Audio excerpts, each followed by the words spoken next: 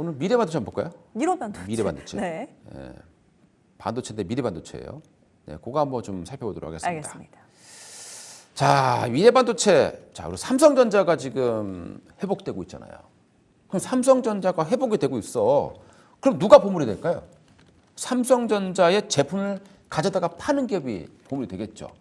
그래서 이 기업 같은 경우 어떤 거를 공급을 하는지 한번 보여드릴게요. 삼성전자 제품들이 많이 있잖아요. 지금 화면 한번 딱 볼까요? 여기 보시게 되면 D램 있죠. 예. 그다음에 HBM, 그다음에 e스토리지, 그다음에 MCP 멀티칩 패키지고요. 그다음에 SSD, ESSD 다 삼성이 만드는 겁니다.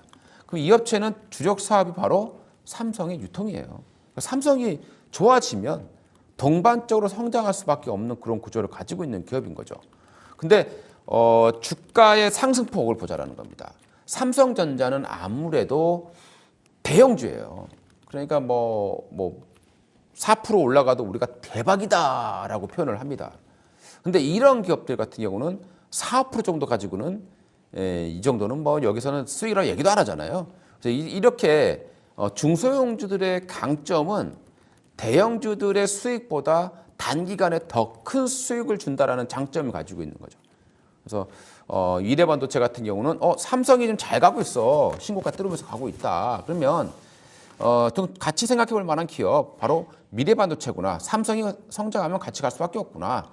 삼성이 지금 판매하는 걸 잘 보시게 되면 그것도 내부적으로 잘 봐야 돼요. 삼성이 올라간다고 다 가는 게 아니라 삼성이 올라가는 이유를 보는 거죠. 삼성전자가 올라가는 이유는 최근에 D램 가격 상승입니다. 그다음 낸드 플래시 가격 상승하고 있어요. 거기에 HBM까지 가세하고 있습니다. 여기다가 기업용 ESSD가 지금 성장세를 보이고 있는 거죠.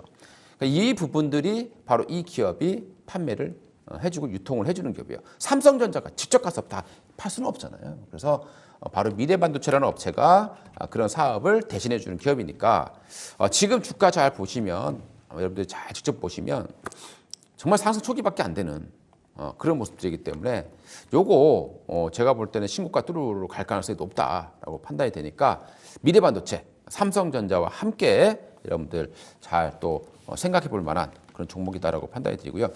요것도 한번 화면을 살짝 볼까요? 틈새 강인데. 자, 여기 보시게 되면 주가가 지금 한번 올라왔다가 내려왔고요. 그리고 이제 지금 두 번째 또 올라왔고 또 내려왔다가 다시 이제 세 번째 파동을 치면서 올라간단 말이죠.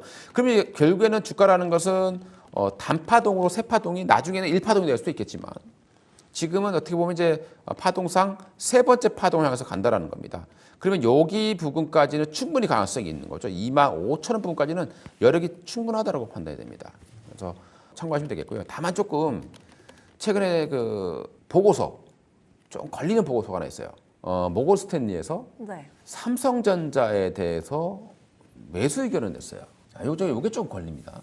제가 지금까지 봤을 때 모건 스탠리가 보고서를 내놓고 맞추는 걸 많이 못 봤던 것 같아요. 예.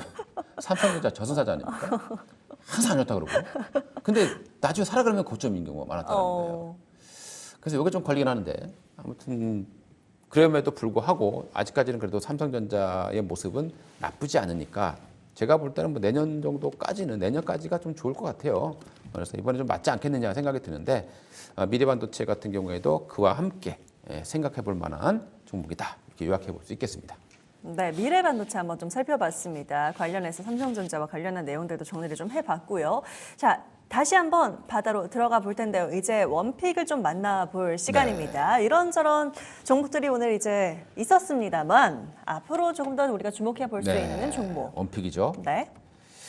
어제 이제 살짝 맛배기로 보여드렸어요. KC. KC. 네. KC. KC 헷갈리면 안 된다고 하셨죠? 예전에 이름은 KC텍이죠. 이제 이게 어떻게 보면 이제 뭐 지주사처럼 인적 분할해 갖고 나온 기업이 되는 겁니다. 그러니까 KC텍은 있는 거죠. 그 사업을 좀 분할을 한 건데 보통 이제 그렇다고 이 업체가 이제 완벽한 지주회사는 아닙니다. 그러니까 이제 사업 지주회사라고 보시면 되겠죠. 하나 같은 경우에도 완벽한 지주회사는 아니에요. 사업 지주회사입니다. 하나 자사도 많지만 하나도 자체적으로 화학 사업을 하고 있잖아요. 그러니까 이 KC라는 업체는 원래 특수가스 업체 사업도 있었고, 그리고 뭐 우리 특수약액 공급 장치라든가 이런 것도 했었고요. 그 외에 이제 많은 것들을 했었고, 그 다음에 이제 CNP 슬러리라는 게 있는데요. 요 CNP 슬러리 같은 경우에는 KC텍에게 이제 준 거죠. 이 KC는 KC텍의 지분을 대략 한 30% 이상을 가지고 있습니다. 그래서 지배 구조로상 지분율을 가지고 있는 거고, 여기에 이제 다른 자회사들을 통해서 직접 또 사업을 하고 있는데, 그 대표적인 사업이 특수가스 공급 장치고요. 그 다음에 이제 약액 공급 장치가 있습니다.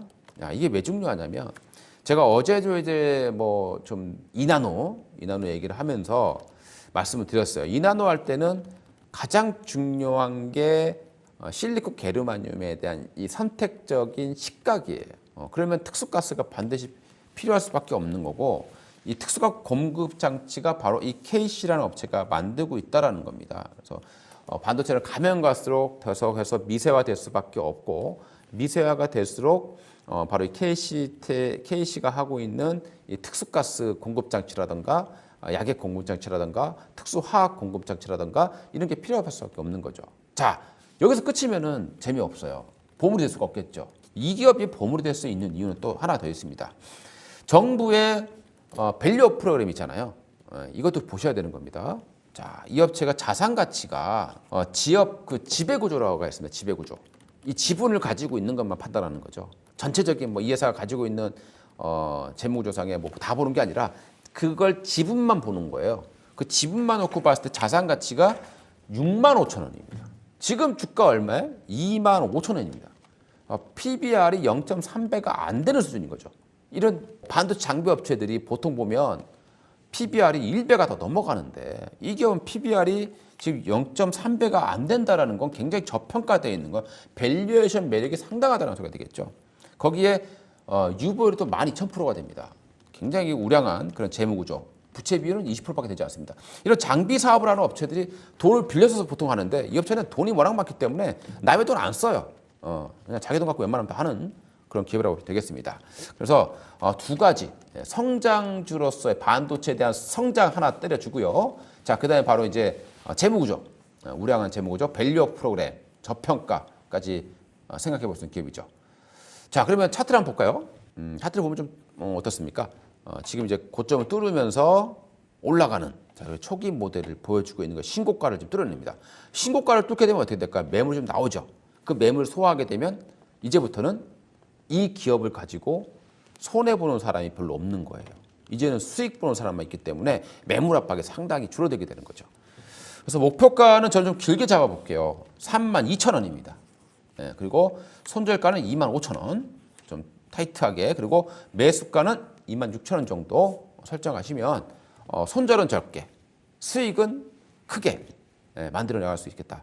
우리 보물이라는 거는 하기 나름이에요. 내가 보물을 찾아도 되는데 내가 보물을 만들 수도 있는 거예요. 그래서 보물을 만드는 방법은 소실 대득만 하면 됩니다, 여러분들.